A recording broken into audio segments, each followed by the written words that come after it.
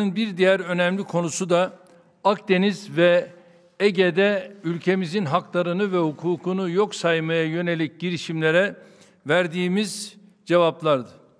Bilindiği gibi bölgedeki sismik araştırma faaliyetlerimizi Almanya Şansölyesi Sayın Merkel'in ricası üzerine iyi niyet nişanesi olarak bir süreliğine ertelemiştik.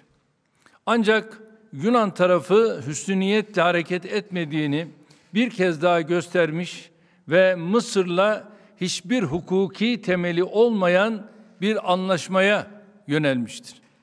Buradan bir kez daha altını çizerek ifade etmek istiyorum. Türkiye'nin hiç kimsenin hakkında, hukukunda, toprağında, denizinde, meşru çıkarlarında gözü yoktur. Bizim tek talebimiz bize de aynı anlayışla yaklaşılmasıdır. Türkiye gibi 780 bin kilometre karelik dev bir toprak parçasını görmezden gelip birkaç kilometre karelik adalar üzerinden bizi sahillerimize hapsetme girişimine elbette rıza göstermeyeceğiz. Dünyada hiçbir ülke böyle saçma ve temelsiz bir talebe boyun eğmez. Biz diyoruz ki, gelin Akdeniz'deki tüm ülkeler olarak bir araya gelelim.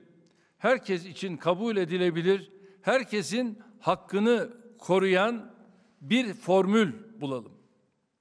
Ülkemizin bu çağrısına kulaklarını kapatanlar, güçlerinin yetmeyeceği, boylarını aşan bir takım girişimlerle kendi geleceklerini kendi elleriyle karartıyorlar. Salgın ve onunla bağlantılı siyasi, ekonomik, sosyal sorunların bir kabus gibi üzerine çöktüğü güçlere güvenenler hüsrana uğramaya mahkumdurlar. Türkiye'nin bu konudaki kararlılığını hala kavrayamamış olanları bir an önce gerçekleri görmeye ve çözümü masada aramaya davet ediyoruz. Anlaşmazlıkların diyalog yoluyla ve hakkaniyet temelinde çözümü için biz her zaman varız ve hazırız. Bu konuda sağduyu hakim olana kadar Türkiye olarak sahada ve diplomasi alanında kendi planlarımızı uygulamaya devam edeceğiz. Nitekim Oruç Reis sismik araştırma gemimiz dün saat 20'de Antalya açıklarından demir alarak görev bölgesine doğru hareket etti. Yaklaşık 10 saat süren seyirden sonra bu sabah saat 8 itibariyle de çalışmalarına başladı.